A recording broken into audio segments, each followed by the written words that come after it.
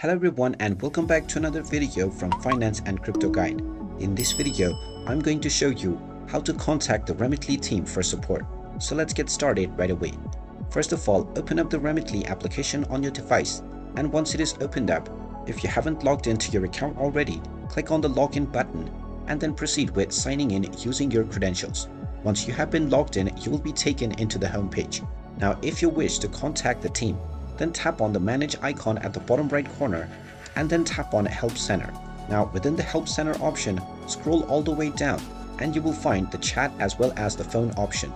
You can tap on the chat menu and you will be able to chat with the virtual assistant and ask your query using the message box. And in this way, you can get in touch with the Remitly support team. You can also tap on the phone option and you will be able to call their phone number using your phone. Now, from these two methods, you can get in touch with the team and get any of your query resolved. And there you have it.